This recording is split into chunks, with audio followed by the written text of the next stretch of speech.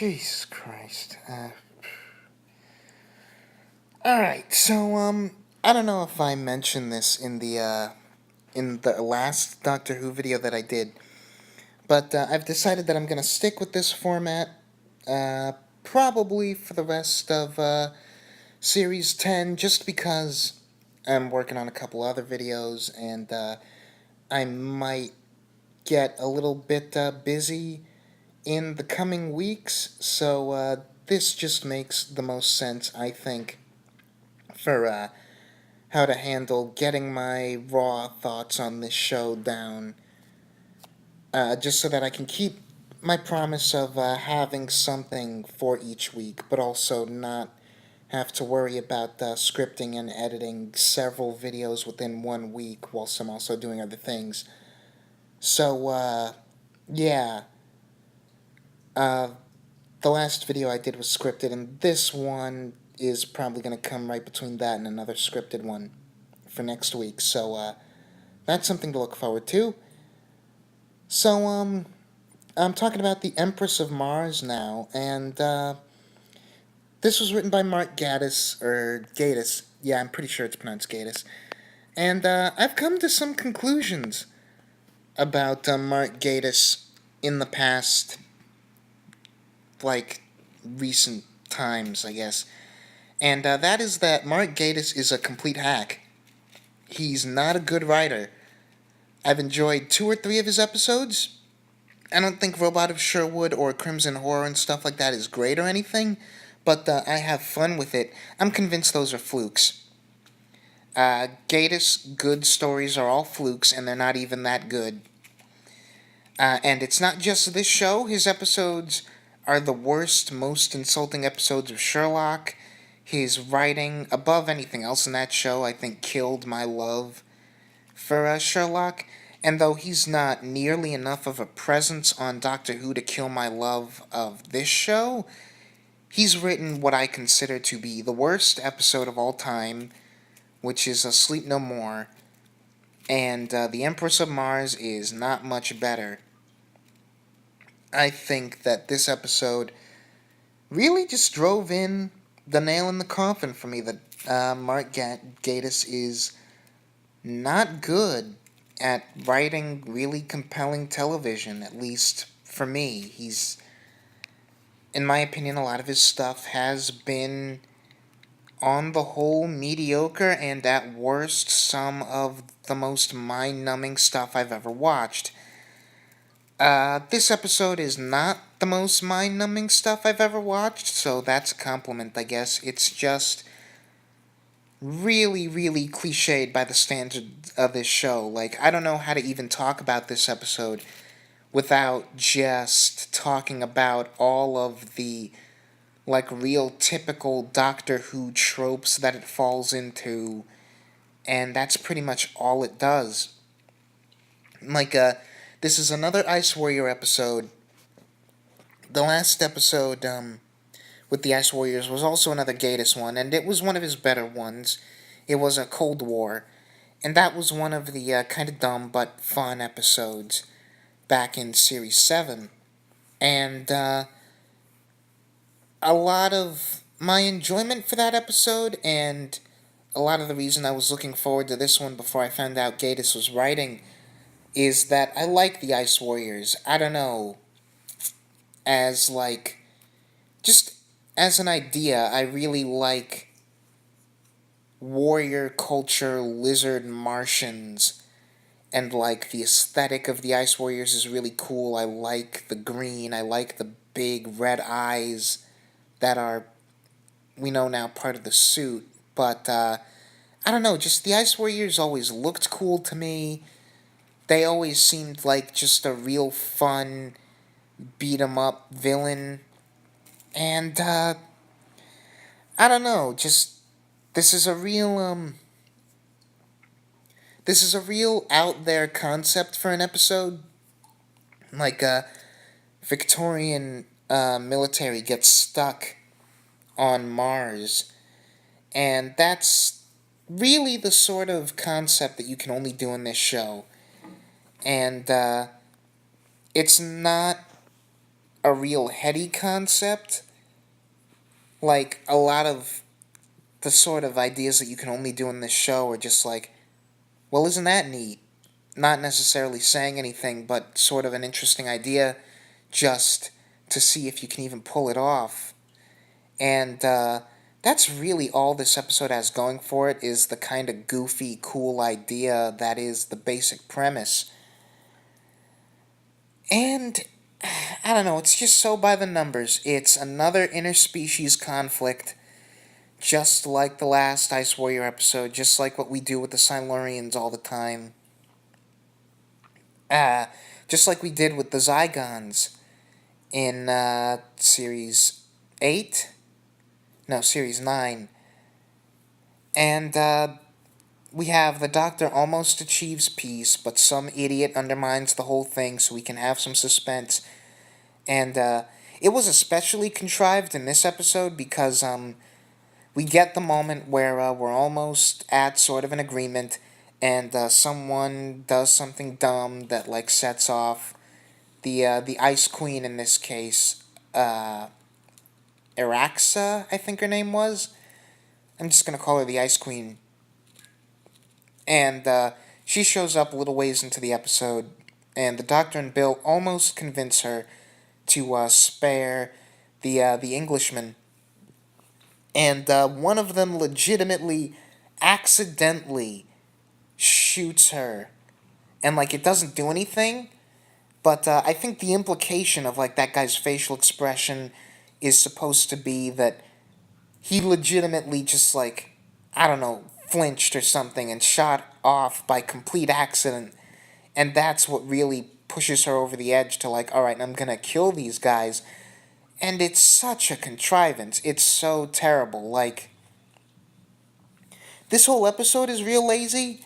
That is maybe the laziest thing in it. And it's. Ooh.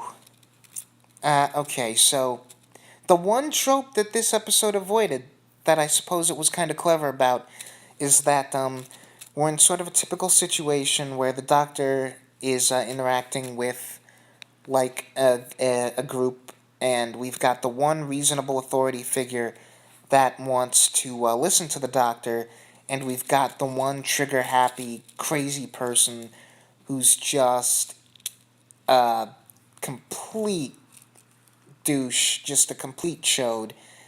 And I'll get to him in a second, but I was so convinced that we were going to do the thing that we always do, which is that we have the reasonable authority figure be the one who dies like halfway through the episode because of the other character's stupidity, and that never happens.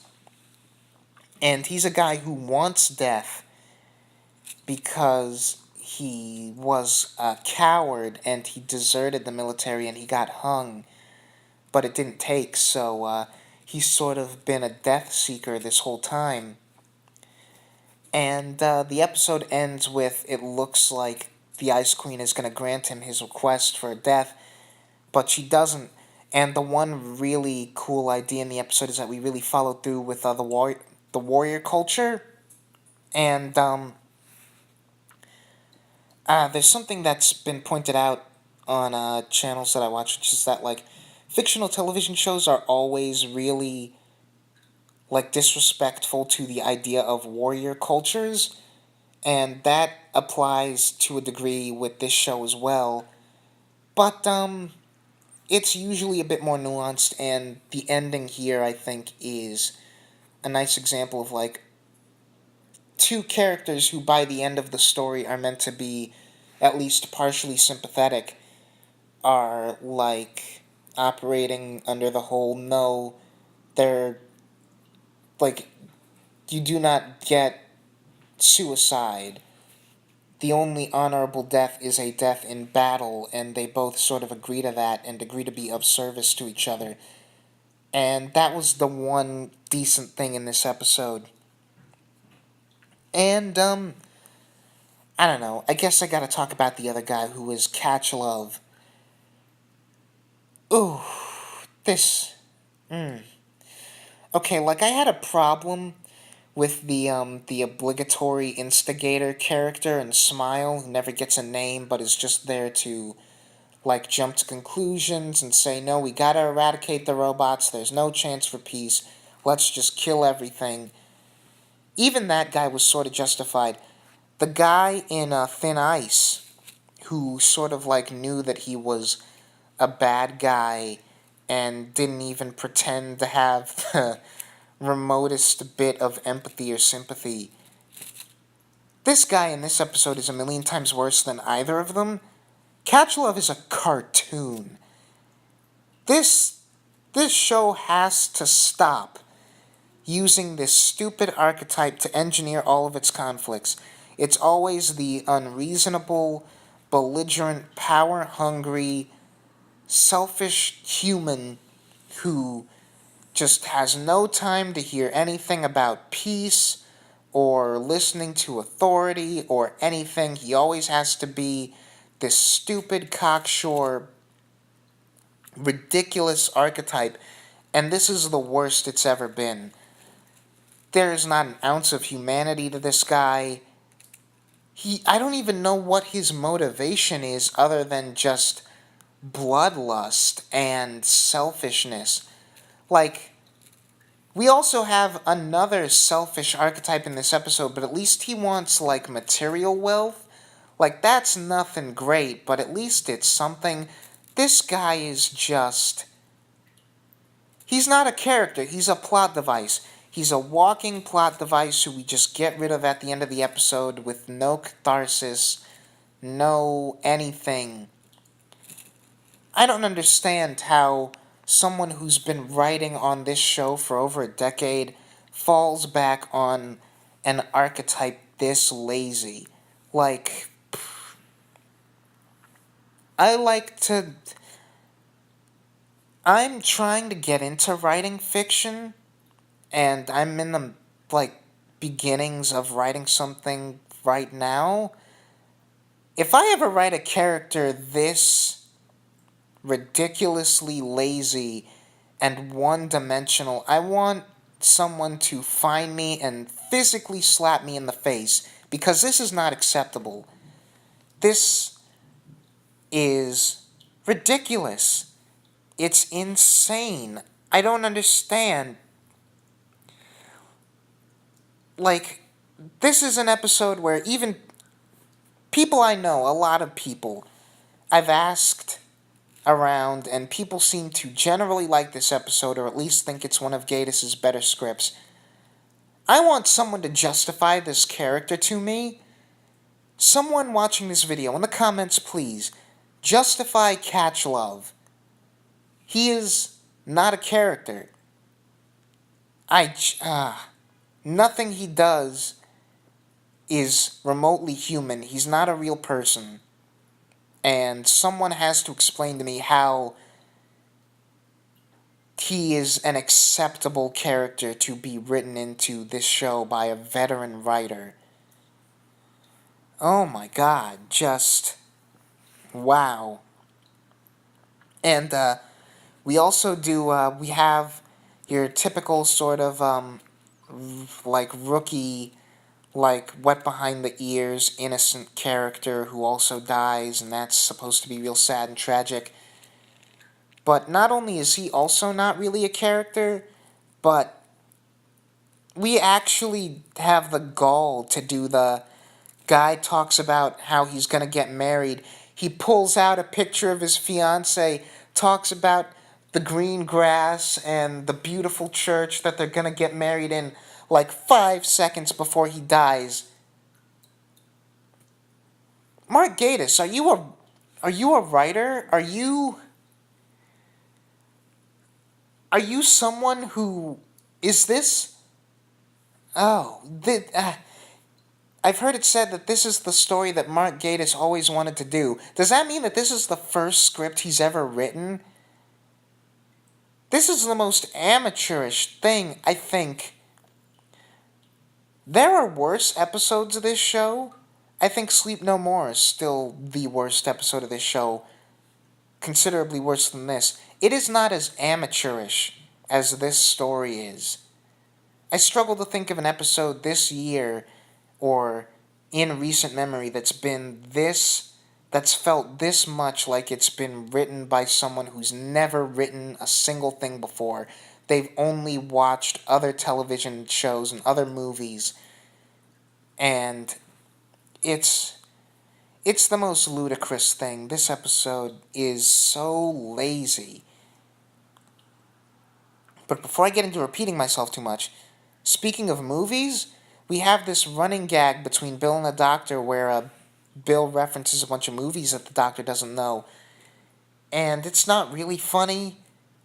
It's I guess it's just sort of a character thing. Like, it feels out of place because for as much as we've gotten to know Bill and really fleshed out her character over the past several episodes, there's not really anything to suggest that she is a movie buff. So all of these movie references coming out of nowhere, like 3 times in one episode, feels real out of nowhere. And then we pay it off at the end where the Doctor makes a Frozen reference. And don't get me wrong, I love Frozen, but referencing that movie has got to be like the lowest common denominator, not even a joke that you could possibly do. It is just I want to know. I want to sit down and talk to Mark Gatiss about episodes like this and Sleep No More and Sherlock episodes like The Final Problem or The Abominable Bride and ask him what goes on in his head while he's writing these things. Because just I I hate to be this guy because I love to find the positives in things, but nothing about his episodes work. His worst episodes, there's a difference between Gatiss's worst episodes and Moffat's worst episodes. Moffat's worst episodes are like a waste of potential or inconsistency. Gatiss's worst episodes are just absolutely nothing about them works even a little bit. And that is the case with this episode. I don't think a single thing in it works. Not a single scene is compelling. Not a single joke lands. Not a single plot development feels natural. And that includes Missy. We have Nardole get dragged off in the first act by the TARDIS just randomly. Once again, another contrivance that's not really rooted in anything. And he has to get back to Mars, he asks Missy for help. And the episode ends with Missy's out of the vault and in the TARDIS. The Doctor says, Missy, I gotta put you back in the vault. And Missy says, alright, whatever, but are you okay? And that's where the episode ends. And I don't understand, why is Missy in this episode? Like, she doesn't contribute anything to the story. We're not even overtly setting up anything for next time. It doesn't matter what happens in the next episode. She did not need to be in this episode. You could... I don't care what happens with Missy in following stories. Her role in Empress of Mars will contribute nothing. Because it is nothing. It's impossible. There's no character building, there's no plot points, it's just Missy's here. And she's out of the vault, but she's perfectly fine with going back in the vault, so nothing of consequence happened. Oh, man. And, the only other thing of note is, the thing at the end with the Alpha Centauri, which, like Missy, means absolutely nothing in the context of this episode. Like, I was gonna give this episode points because I like the ending, like I mentioned, with the General and the Ice Queen, and where the two of them end off. And I was hoping that that would really be the note that we let the story end on. But then, out of nowhere, onto the Martian communication thing comes in a high squeaky voice saying, we can assist you, Ice Warriors, we can do a collaboration, and it's the Alpha Centauri! Yay! Fan service for what is inevitably the small minority of our audience who even understands what the Alpha Centauri are. Like, that is the worst way to do fan service and Easter eggs and stuff like that, is to just tack it on in the middle or at the end of a story in a plot point that doesn't actually add anything. If your fan service isn't going to contribute anything to the story, don't make it a plot point. Don't pull a Batman v Superman. Don't try. It's so dumb. It's just look. It's a thing that only a sect of classic Who fans will get, or project any significance onto, and it's so forced, and it's just. This episode was bad. It was as bad as Knock Knock, if not worse, and I was really hoping we wouldn't have another episode that bad this year. There's talk of this possibly being Mark Gatiss' last episode. Now that Moffat's leaving, I think I recall an interview or something where Gatiss said that he might leave along with Moffat, and I really hope that's true. I hope that Mark Gatiss is. I hope that Mark Gatiss doesn't write for this show anymore. I'm not gonna bother watching anything else that he writes for any other show. I mean, if he writes for this show again, I'll give it a chance because I'm hardwired to give every episode of this show a chance. But I don't like Mark Gatiss as a writer.